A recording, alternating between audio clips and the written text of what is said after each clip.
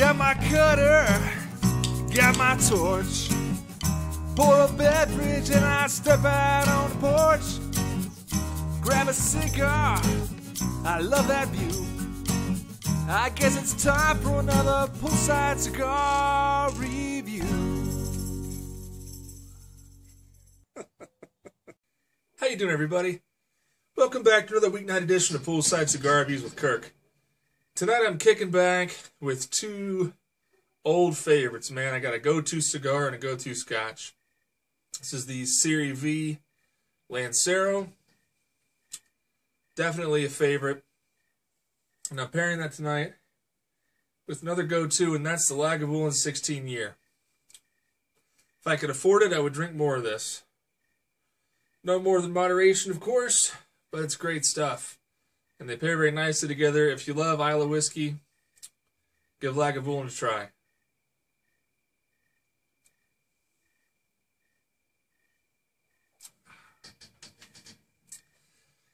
You got a lot going on my palate tonight, so I don't know if I'm going to pick a lot of flavors for you out of the Serie V. You know, this is like an old friend cigar, man. Every time I light up a Serie V, I just get those same first light flavors of like a lot of a distinct tobacco for the Serie V, some leather, some pepper. Great cigar.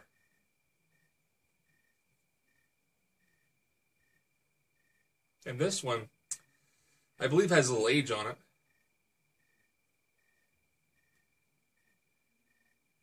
Which, these do tend to mellow a little bit with age. That pepper kind of leaks out of them a little bit. But that's okay, because, you know, I've never had a Serie V that I felt was aged out or that I didn't like. They all have different qualities. The B&M that I shop at just recently quit carrying Oliva, and you know, these were normally marked, I think, $5.75 for the Lancero, which is a steal in and of itself. I mean, this is a great cigar for under $6. But the B&M just quit carrying Oliva. So all the Oliva sticks and all the Padilla sticks were in their 40% off cabinet.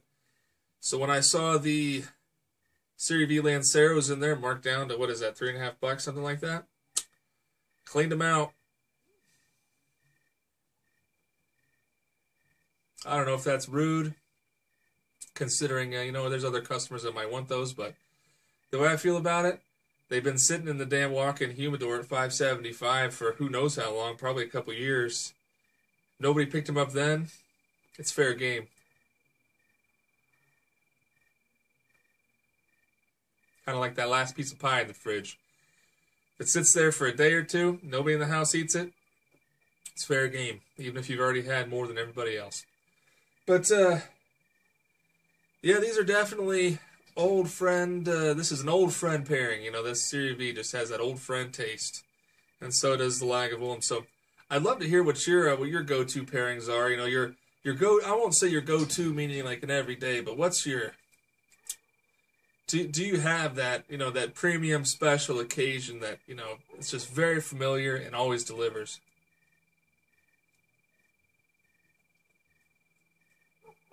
Because this is it for me. Great stuff. So yesterday was Election Day, the interim election of 2014.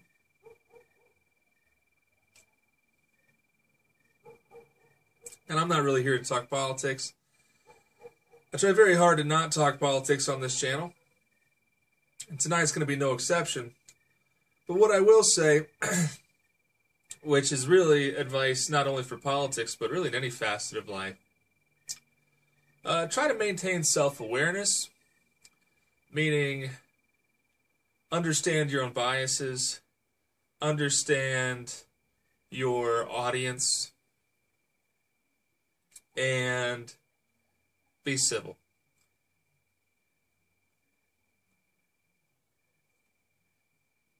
That cigar's going out.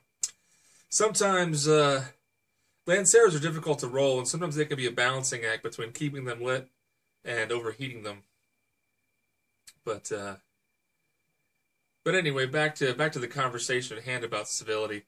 That's all I really have to say. You know, just always try to see where the other side is coming from, no matter where you sit, why they think the way they do. be civil, always look for common ground. If you do that, you're not going to have any problems. I really do believe if you look for that common ground and you just try to empathize, sympathize, or just plain dismiss, if a lot of times in politics or anywhere else in life, there are a lot of very opinionated people who aren't terribly informed. And that's no matter what your opinion is. Again, I'm not trying to get political, but it holds true whether you sit on the right or the left.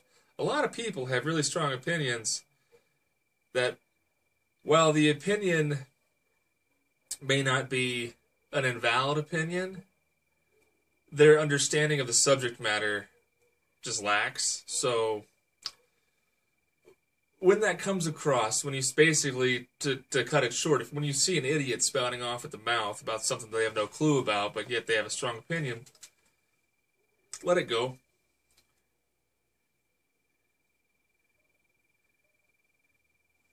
Because they've already established that they're stupid.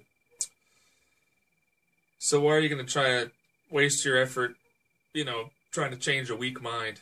It's probably not going to happen. It's going to cause you a lot of stress. It's going to cause them stress. My experience is best to just move on and go about your day, because neither of you are going to change each other's minds.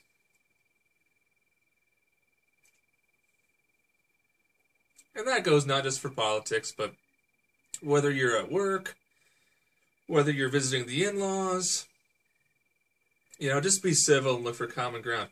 Whether you're at the B&M, around elections and, with the FDA going on and everything, with the FDA tobacco ruling looming, the conversations can turn political in a B&M.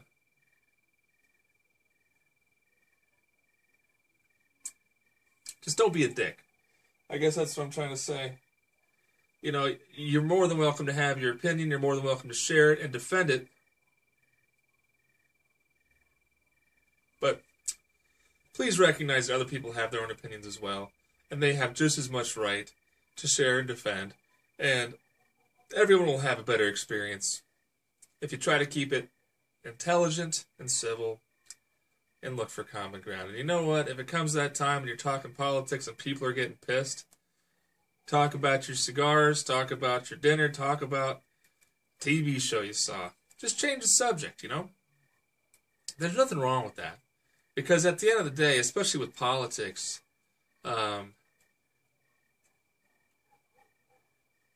people tend to get most heated over national political issues, and especially national political leaders, more so than issues, because the issues are large and the solutions move slowly.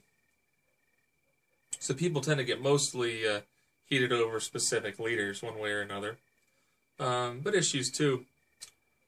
However, that stuff on the national scale, in general, plays very little in your day-to-day life. Whether Bill Clinton, George W. Bush, or Barack Obama are president, has very little impact on my day-to-day life.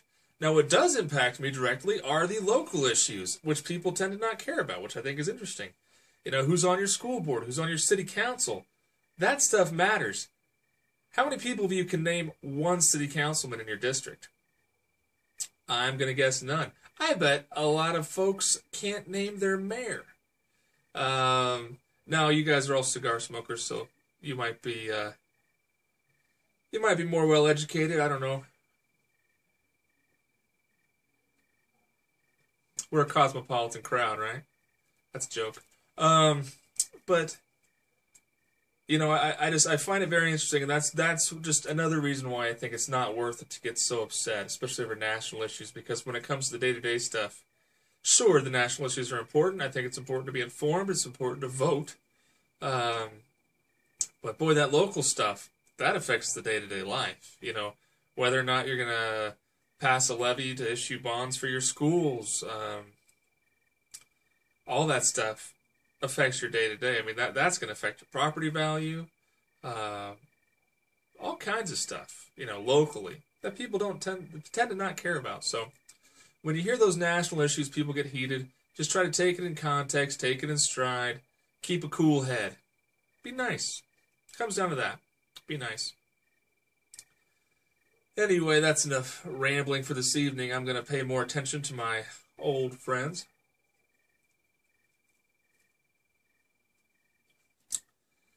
And turn my chair around and listen to the crickets for a while. But I do appreciate you stopping by. If you stayed till the end of the video, leave me a comment. Maybe say, like, I stayed to the end. Because that'd be pretty cool, because I know my videos are long, I know I'm long-winded, and I'm just really curious as to who sticks around to the end. I don't begrudge anyone who doesn't, because they are long videos, and I don't watch to the end of every video, and if you're not enjoying it, don't waste your time.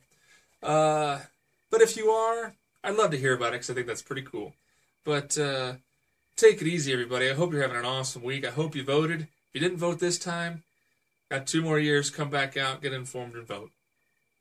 So, anywho, I'll leave you with that. And my advice is always, keep your feet in the pool, a drink in your hand, and a cigar in your mouth. Have an awesome week, everybody.